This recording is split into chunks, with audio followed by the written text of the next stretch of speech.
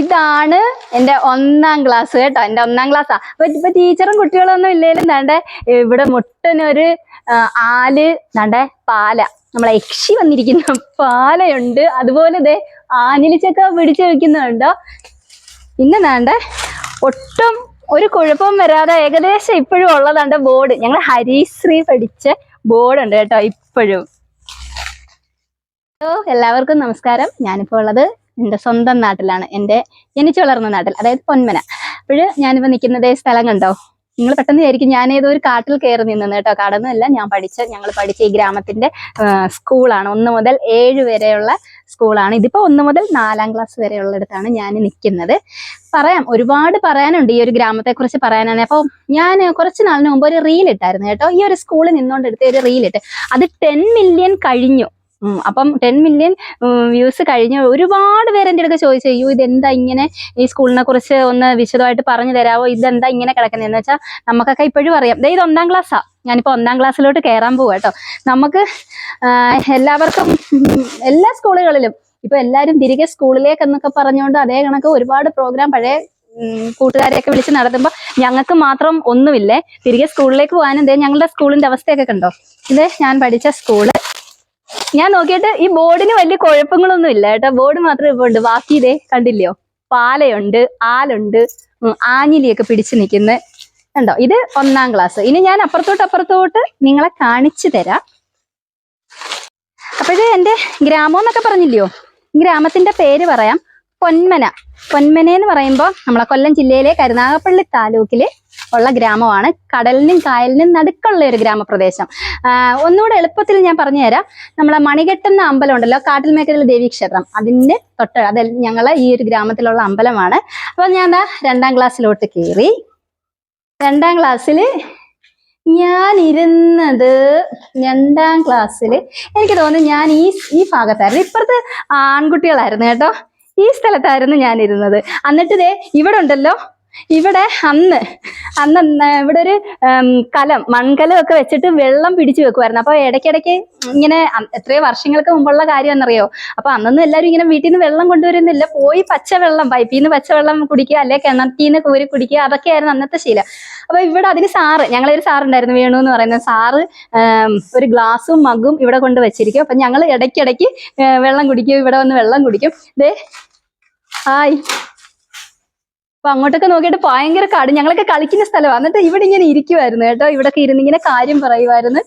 അങ്ങനെ ഞാൻ 3ാം ക്ലാസ്സിൽ വന്ന് നിൽക്കുക കേട്ടോ. 3ാം ക്ലാസ്സിന്റെ അകത്തോട്ട് ഞാൻ കയറുന്നില്ല. 1400 വീടുകളോളം ഉള്ള ഒരു നല്ല സുന്ദരമായിട്ടുള്ള ഒരു ഗ്രാമമായിരുന്നു ഇത് കേട്ടോ. ഗ്രാമം, ആശുപത്രി, അമ്പലങ്ങള്, നഴ്സറികള്, അംഗൻവാടികള്, കടകള്, എല്ലാം സാധാരണ ഒരു ഗ്രാമത്തിൽ എല്ലാ കാര്യങ്ങളും ഉള്ള ഞങ്ങളെല്ലാം നല്ല സന്തോഷത്തോടെ ജീവിച്ചിരുന്ന ഒരു സ്ഥലമായിരുന്നു.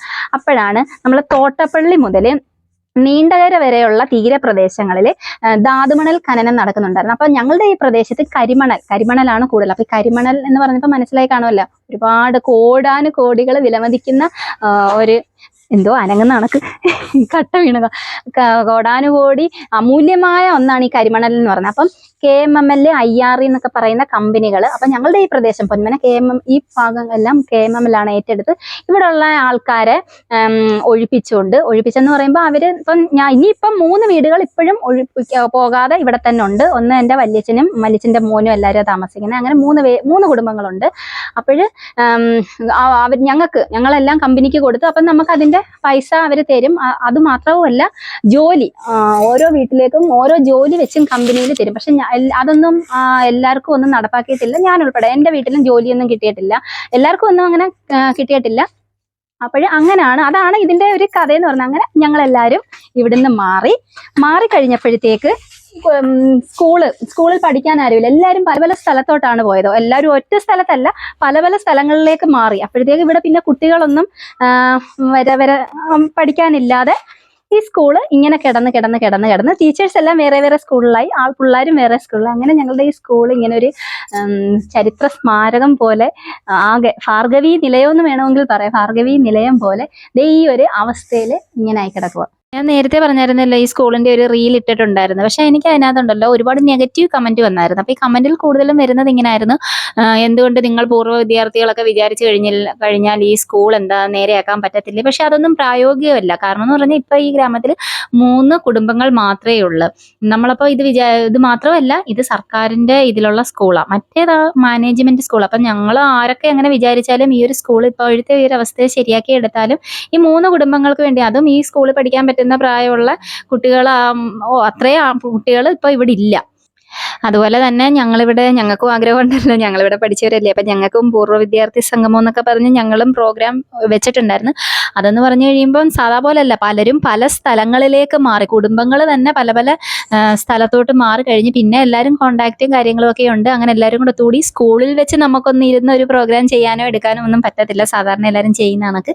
ഞങ്ങളപ്പം വേണ്ട ഇവിടെ അപ്പുറത്ത് അമ്പലത്തിനോട് ചേർന്ന് കണ്ടിട്ടുള്ള ആ ഗ്രൗണ്ടിൽ പന്തലൊക്കെ ഇട്ട് അങ്ങനെ എല്ലാവരും കൂടെ, അങ്ങനെ ഇവിടുത്തെ എല്ലാ ക്ലാസ്സുകാരും പൂർവ്വ വിദ്യാർത്ഥി സംഗമം നടത്തുന്ന അങ്ങനെ പന്തലൊക്കെ ഇട്ട് നടത്തുന്നത്. ഞങ്ങള് ഇന്റർവെൽ സമയത്തൊക്കെ മാങ്ങയൊക്കെ പറക്കാൻ പോയിരുന്നു. ഇപ്പം കണ്ടോ അഗാധ കയങ്ങളാ.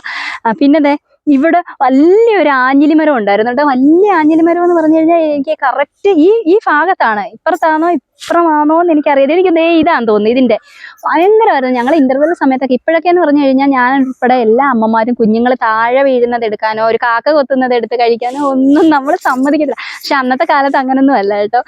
അന്നൊക്കെ ഞങ്ങളിങ്ങനെ വന്നിരിക്കും, ആഞ്ഞിലിച്ചൊക്കെ ഇങ്ങനെ മേളിൽ പഴുത്തിങ്ങനെ നിൽക്കുമ്പോൾ പിച്ചാൻ പറ്റത്തില്ലല്ലോ, വലുതില്ലയോ. അപ്പൊ ഇങ്ങനെ ഇവിടെ വന്നിട്ട് ഇങ്ങനെ ഇരുന്ന് നോക്കും. അപ്പൊ ഈ കാക്കയും പരുന്തും ഒക്കെ ഇങ്ങനെ കയറിയിരിക്കും, അവർ കൊത്തും. അതിനകത്തുനിന്ന് ഇങ്ങനെ ചക്കയും ചക്കക്കുരുവും എല്ലാം വീഴെ. ഇവിടെ മൊത്തം ആഞ്ഞിലിക്കുരുവായിരിക്കും. ഞങ്ങളിതെല്ലാം പറക്കിയെടുത്ത് കൊണ്ടുപോയി കഴുകി ഒക്കെ എടുത്ത് കഴിക്കും. അങ്ങനെ എന്തെല്ലാം ഓർമ്മകളാണെന്നറിയോ. ഇനി ഞാൻ കയറാൻ പോകുന്നതേ, സ്കൂളിൽ വരാൻ എല്ലാവർക്കും ഭയങ്കര ഇഷ്ടമാണ്. പക്ഷെ ഇനിയിപ്പം ഞാൻ കയറാൻ പോകുന്ന ഒരു സ്ഥലം എന്ന് വെച്ചാൽ എനിക്ക് ഏറ്റവും പേടിയുള്ള ഒരു സ്ഥലമായിരുന്നു കേട്ടോ, ഓഫീസ് റൂം. അപ്പൊ ഇന്നത്തെ സ്കൂളിലെ കണക്കൊന്നും അല്ലല്ലോ. അന്നൊക്കെയെന്ന് വെച്ചാൽ അധ്യാപകർ നല്ല അടി തരും, എനിക്ക് ഉൾപ്പെടെ എന്തും വേണ്ടി അടി ഇതിനകത്ത് നിന്ന് മേടിച്ചിട്ടുണ്ട്. ഇപ്പോഴത്തെ അധ്യാപകർക്ക് അടിക്കാനും പറ്റത്തില്ല, അങ്ങനൊക്കെ ഒരുപാട് കാര്യങ്ങളായിപ്പോയി. പക്ഷെ അന്നൊക്കെ ഞങ്ങളൊക്കെ ഓരോ കുരുത്തക്കേട് കാണിച്ച് ഇങ്ങനെ ഇവിടെ വന്നിങ്ങനെ നിൽക്കും. എത്രയോ അടി മേടിച്ചിട്ടുണ്ട് എന്നെ മോനെ. ഇനി ഞാൻ കാണിക്കാം. വേണ്ടേ, ഉച്ചയ്ക്ക് 12:30 ഞങ്ങൾ മത്സരിച്ചോടുന്ന ഒരു ഓട്ടം ഉണ്ട് ഒരു സ്ഥലത്തോട്ട്. എവിടാന്നറിയാവോ? ഇതാണ് ഞങ്ങളുടെ കഞ്ഞിപ്പുര. അന്ന് എന്റെ വീട് ഇവിടെ തൊട്ടപ്പുറത്ത് തന്നെ കേട്ടോ. പക്ഷെ ഞാൻ വീട്ടിൽ പോയി ഊണ് എടുക്കത്തേ ഒന്നുമില്ല. എനിക്കും എല്ലാ പിള്ളേരും ഞങ്ങൾ എല്ലാവരും കൂടെ ആയിട്ട് ഇവിടെ കഞ്ഞി മേടിക്കാൻ ഒരു ഇടിയുണ്ട്. ആ ഇടിച്ച് നിന്ന് കഞ്ഞി മേടിച്ച് കുടിക്കുന്ന ഒരു സുഖം ഉണ്ടല്ലോ കേട്ടോ. ഇവിടെയാണ് കഞ്ഞിയെല്ലാം വെക്കുന്നത്. അവിടെ നിന്ന് എടുത്ത് ഇവിടെ കൊണ്ടുവരും. ഞങ്ങൾ ഇങ്ങനെ വരിവരിയായിട്ട് നിൽക്കും. ഏറ്റവും പുറകെ നിൽക്കുന്ന ആളെ ഇടയ്ക്കൊന്ന് തട്ടും, ഞാൻ മുമ്പിൽ നിൽക്കുന്ന ആള് വീഴും. ഒരു കാര്യം പറയട്ടെ, ഒരു ദിവസമോ 2 ദിവസവും കൊണ്ടൊന്നും 1 or 2 വീഡിയോ കൊണ്ടൊന്നും ഞങ്ങളുടെ ഈ ഗ്രാമത്തെക്കുറിച്ചുള്ള ഒരുപാട് വിശേഷങ്ങളുണ്ട്, പറഞ്ഞു തീർക്കാൻ പറ്റത്തില്ല. അപ്പം ഒത്തിരി നേരം കണ്ടു കഴിയുമ്പോൾ നിങ്ങൾക്ക് അന്നേരം അതൊരു ബോറായിട്ട് ഒരു അരോചകമായിട്ട് തോന്നും. അതുകൊണ്ട് ഞാൻ ഇടയ്ക്കിടയ്ക്ക് എനിക്ക് കുറച്ച് കാണിക്കാം. ഇനി കുറച്ചുകൂടെ ഉണ്ട്, ഞാൻ കാണിച്ചു തരാം. അതുപോലെ തന്നെ കമ്പനി പറഞ്ഞിരിക്കുന്ന വാഗ്ദാനത്തിനകത്തുള്ളതെന്ന് പറഞ്ഞു കഴിഞ്ഞാൽ ഒരു വീട്ടിലൊരു ജോലിയും, അതേപോലെ തന്നെ ഈ ഖനനമെല്ലാം എടുത്തു കഴിഞ്ഞാൽ ഇവിടെ പഴയ പോലെ പുനരധിവാസം തന്ന്, അതായത് പൂർവ്വസ്ഥിതിയിൽ ഞങ്ങൾക്കൊക്കെ വീണ്ടും ഇവിടുന്ന് പോയവർക്കെല്ലാം വീണ്ടും താമസിക്കാൻ ഇവിടെ അവസരം ഒരുക്കി തരും എന്നൊക്കെയാണ് അവർ പറഞ്ഞിരിക്കുന്നത്. പക്ഷേ ഈ ജോലി ഉൾപ്പെടെ ഇതുവരെ എല്ലാവർക്കും ഒന്നും പ്രാബല്യത്തിൽ വന്നിട്ടില്ല. അതുകൊണ്ട് അവർ എനിക്കിപ്പോൾ അത്ര നമുക്കങ്ങോട്ട് വിശ്വസിക്കാൻ ബുദ്ധിമുട്ടുണ്ട്. ഖനനം കഴിഞ്ഞും പഴയ സ്ഥലം പോലൊക്കെ ആക്കി തരുമെന്ന് അങ്ങനെ ആവുന്നെങ്കിൽ വളരെയധികം സന്തോഷം. എന്താണ്ട് എൻ്റെ അമ്മാവനെന്ന് പറയുന്ന അച്ഛനിരിക്കുന്ന കടയായിരുന്നു. വീട്ടിൽ നിന്നും പലവട്ടം പൈസ അടിച്ചു മാറ്റിക്കൊണ്ട് വന്ന, അന്നത്തെ പൈസ എന്ന് പറയുമ്പോൾ 20 പൈസ, 25 പൈസ, 10 പൈസ, 5 പൈസ തൊട്ടുള്ള മുട്ടകൾ ഇവിടെ ഉണ്ടായിരുന്നേ. 20, അങ്ങനെ 50 പൈസ, ഇതിനെല്ലാം മേടിച്ച് ഞാൻ ഇഷ്ടം പോലെ കഴിച്ചിട്ടുണ്ട്. ഞാനെന്നല്ല എല്ലാവരും. പിന്നെ കുരുമന്ദരം കണ്ടല്ലോ, ഈ കുരുമന്ദരം ഇപ്പൊ ഉണ്ട്. പിന്നെ അതിനപ്പുറത്ത് ഒരു വായനശാലയായിരുന്നു, ഒരു ലൈബ്രറി ഉണ്ടായിരുന്നു. പിന്നെ ആ കാണി നിറഞ്ഞ വർഷങ്ങൾക്ക് മുമ്പേ ഉള്ള ഓരോ കെട്ടിടങ്ങളാ. അതൊക്കെ ഇങ്ങനെ ഓരോ അവിടെ നഴ്സറി ഉണ്ടായിരുന്നു. പിന്നെ ഇതാണ് ഞാൻ പറഞ്ഞ അമ്പലം, അതായത് കളങ്ങര മഹാദേവ ക്ഷേത്രം. എൻ്റെ കുടുംബക്ഷേത്രം കൂടിയാണ്. ഈ ക്ഷേത്രത്തിന് ശിവഭഗവാനാണ്. ഈ ക്ഷേത്രത്തിന് ഒരു പ്രത്യേകത കൂടിയുണ്ട് കേട്ടോ. നമ്മൾ പല ശിവക്ഷേത്രങ്ങളും നമ്മൾ പോയിട്ടുണ്ട്, കണ്ടിട്ടുണ്ട്. പക്ഷെ എല്ലായിടും നമ്മൾ ശിവലിംഗം ആ ഒരു ഇതിലായിട്ടാണ് ശിവഭഗവാനെ നമ്മൾ ആരാധിച്ച് കണ്ട് തൊഴുത് വരുന്നത്. പക്ഷെ ഇവിടുത്തെ ഇപ്പം അമ്പലം തുറന്നില്ല കേട്ടോ, 5 മണി കഴിയും തുറക്കാൻ. അപ്പോൾ ഇവിടുത്തെ ഭഗവാൻ എന്ന് പറഞ്ഞു കഴിയുമ്പോഴുണ്ടല്ലോ, ശിവന്റെ പൂർണ്ണകായ പ്രതിഷ്ഠയാണ്. അതങ്ങനെ അപൂർവമൊന്നും അല്ലേ, ഈ ഒന്നെന്ന് വേണമെങ്കിലും പറയാം. ശിവന്റെ പൂർണ്ണകായ പ്രതിഷ്ഠ കണ്ടിട്ടുള്ള ആരും വലുതായിട്ട് അങ്ങനെ കാണത്തില്ല. പക്ഷേ ഈ ഒരു ക്ഷേത്രത്തിൽ എന്ന് പറഞ്ഞു കഴിഞ്ഞാൽ ശിവഭഗവാന്റെ പൂർണ്ണകായ പ്രതിഷ്ഠയാണ്. ഞാൻ അന്നേരം 1ാം ക്ലാസ് തൊട്ടുള്ള അപ്പുറത്ത് നിന്നുകൊണ്ട് ആദ്യം കാണിച്ചു. അപ്പോൾ 1 മുതൽ 4 വരെ അത് ഗവൺമെന്റ് സ്കൂള്. അത് കഴിഞ്ഞിട്ട് 5ാം ക്ലാസ് മുതൽ 7ാം ക്ലാസ് വരെ ഇതേണ്ട ഇവിടെ UP സ്കൂളുണ്ട്, അത് മാനേജ്മെന്റ് സ്കൂൾ. അപ്പം ഞങ്ങളെ ഈ പൊന്മനയിലെ കുട്ടികൾക്ക് 1 മുതൽ 7 വരെ ഇവിടെ പഠിച്ച് കഴിഞ്ഞതിന് ശേഷം മാത്രമേ ഞങ്ങൾ എല്ലാവരും പുറത്ത് സ്കൂളുകളിൽ പോയി പഠിച്ചിട്ടുള്ളൂ. അതുപോലെ തന്നെ ഞങ്ങൾക്ക് അപ്പുറത്തോട്ട് ഇപ്പുറത്തോട്ട് പോകാൻ വള്ളമായിരുന്നു കേട്ടോ. കടത്തുവള്ളം കയറിയാണ്, ഞങ്ങളെ റോഡൊന്നും ഇല്ലായിരുന്നു, കടത്തുവള്ളം കയറിയായിരുന്നു അപ്പുറത്ത് ഇറങ്ങുന്നത്. വേണ്ട നമ്മളെ UP സ്കൂളിന്റെ ഇവിടെ കിടപ്പുണ്ട് 1927. അപ്പൊ അതുക്കും മേലെയാ നമ്മൾ മുമ്പേ കണ്ട LP സ്കൂൾ. ഇതിനകത്തായിരുന്നു ഞങ്ങൾ 5 തൊട്ട് 7 വരെയുള്ള സ്കൂൾ, UP സ്കൂൾ. ഇപ്പോൾ ഇവിടെ ഏതാണ്ട് അമ്പലത്തിലെ വിശേഷമൊക്കെ വരുമ്പോൾ കഞ്ഞിയൊക്കെ സദ്യയൊക്കെ ഉണ്ടാക്കാനായിട്ടുള്ള അടുപ്പൊക്കെ കൂട്ടിയിട്ടുണ്ട്. ഞങ്ങളെ ഗ്രൗണ്ടായിരുന്നു ഇത്, പ്രയർ ഗ്രൗണ്ടായിരുന്നു കേട്ടോ. ഇതിനകത്ത് ഇത് 5ാം ക്ലാസ് ആയിരുന്നു, അതിനപ്പുറത്ത് 6 അങ്ങനായിരുന്നു. ഇപ്പോൾ ഇവിടെയൊക്കെ അതാ വാഴയൊക്കെ കിളിച്ച് നിൽപ്പുണ്ട്. അപ്പുറത്തോട്ടായിരുന്നു എൻ്റെ ഓഫീസും കാര്യങ്ങളും എല്ലാം, ആ അപ്പുറത്തെ സൈഡിലെ കെട്ടിടങ്ങളിലായിരുന്നു. ഇവിടെ 7ാം ക്ലാസ് അങ്ങോട്ടായിരുന്നു, 7 വരെ 7A 7B ഒക്കെ ആയിരുന്നു ഇതിനകം. ഇനി നമുക്ക് ഇതിനകത്തോട്ട് കയറി നോക്കാം. മോനെ അകത്തോട്ട് കയറുകയാണ്. സത്യം പറഞ്ഞാൽ ഇങ്ങനെ നടക്കുന്നുണ്ട്. അതിൻ്റെ അതപ്പുറത്ത് തിണ്ണയാണ് കേട്ടോ. നെഞ്ചി തകർന്നാണ് നടക്കുന്നത് കേട്ടോ. നമ്മൾ പഠിച്ച സ്കൂളിലൊക്കെ വന്നു കഴിയുമ്പം ഇതൊക്കെ കാണുമ്പോൾ. ഇത് ഞങ്ങളുടെ 7ാം ക്ലാസ് ആയിരുന്നേ. 7ാം ക്ലാസ്സിലായിരുന്നു. ഞാനിവിടെ ആയിരുന്നു ഇരിക്കുന്നത്, ഫസ്റ്റ് സൈഡിലായിരിക്കും ഇരിക്കും. ഇവിടെ ബോർഡൊക്കെ വെച്ച് ഇങ്ങനെ ആയിരുന്നു ഇവിടെ നിൽക്കും. ഞാനൊക്കെ ഫസ്റ്റിലായിരുന്നു ഇരിക്കുന്നത്. എന്നിട്ട് ഇതേ ഈ ജനലുണ്ടല്ലോ, ഇതിങ്ങനെ തുറന്നിട്ട നേരെ അമ്പലമൊക്കെ കാണുന്നത് കേട്ടോ. ഞങ്ങളിങ്ങനെ ഒഴിവ് സമയങ്ങൾ നോട്ട് നോക്കി ഇങ്ങനെ. നെല്ലിമരം ഉണ്ടോ? അന്ന് ഞങ്ങൾ പഠിച്ചിരുന്ന സമയത്ത് ഇവിടെ വലിയൊരു നെല്ലിമരം ഉണ്ടായിരുന്നു. അത് പിന്നെ കാലപ്പഴക്കം കൊണ്ട് അത് മറിഞ്ഞു പോയി. അത് കഴിഞ്ഞതിന് ശേഷം എൻ്റെ ചവിട്ടീന്ന് കിളിച്ചു വന്ന ഇതൊരെണ്ണം. അപ്പൊ അതാണ് 7ാം ക്ലാസ് ഇവിടെ സ്കൂളിൻ്റെ ഓഫീസ് റൂം, അങ്ങനെയൊക്കെയുള്ള കാര്യങ്ങളാണ്. ഞാൻ പറഞ്ഞല്ലോ ഒത്തിരി ഞാൻ വലിച്ചു നീട്ടുന്നില്ല. ഇത് തന്നെ ഇപ്പോൾ ഒരുപാട് കണ്ടുകൊണ്ടിരിക്കുമ്പോൾ നിങ്ങൾക്കും ബോറടിക്കരുത്. ഇനിയുണ്ട് ഇവിടുത്തെ ഒരുപാട് എൻ്റെ അവിടെ മുടിപ്പര ഇങ്ങനെയൊക്കെ ഉണ്ട്. ഇത് ഞങ്ങളെ വീടൊക്കെ നിന്ന ഭാഗം അവിടെ, അതൊക്കെ ഞാൻ പിന്നെ കുറേശ്ശെ ഇടയ്ക്കിടയ്ക്ക് വന്ന് ഞാനിങ്ങനെ ഞങ്ങളുടെ ഗ്രാമത്തിൽ ഇനിയുണ്ട് ഒരുപാട് വിശേഷങ്ങളൊക്കെ ഉണ്ട്, നിങ്ങളെ കാണിച്ചു തരാം. അപ്പോൾ ഈ ഒരു വീഡിയോ നിങ്ങൾക്ക് എല്ലാവർക്കും ഇഷ്ടപ്പെട്ടെന്ന് വിചാരിക്കുന്നു. പുതിയൊരു വീഡിയോയിൽ കാണാം.